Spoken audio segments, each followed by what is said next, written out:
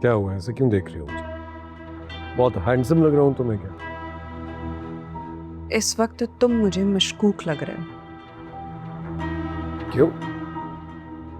क्योंकि तुम्हारी अमीर चुईया आई थी और वही कह रही थी कि तुम बहुत जल्द किसी लड़की से चक्कर चला लोगे। अच्छा, वो यहाँ पर आई, उसने मेरे बारे में बातें की, मेरी बुराइयां सुनकर तुम उसकी बात पर यकीन कर रही हो। तो वो ऐसा क्यों कहेगी? हाँ,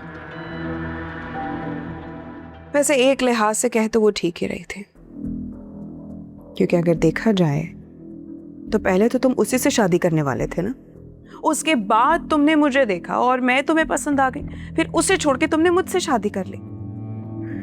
तो ऐसा कल को मेरे साथ भी तो हो सकता है ना।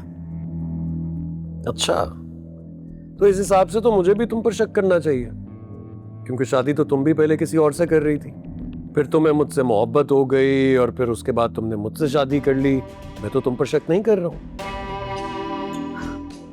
शक करोगे भी ना तो मुझे कोई फर्क नहीं पड़ेगा, क्योंकि मुझे उस इंसान से मोहब्बत थी ही नहीं। सच्ची मोहब्बत तो मुझे तुमसे हुई है। हाँ, तो मुझे भी तुमसे मोहब्बत है,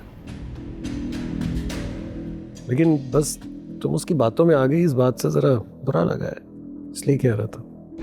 हो सकता है कि वो ये सारी बातें जेलसी में आकर कह रही हो, ताकि हमारी लड़ाई और हम अलग हो जाए।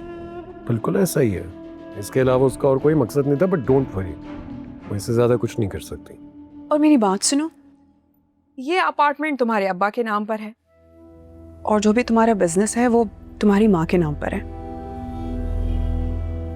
मुझे बताओ कि तुम्हारे पास क्या है भी या नहीं? है ना, मेरे पास तुम जो हो।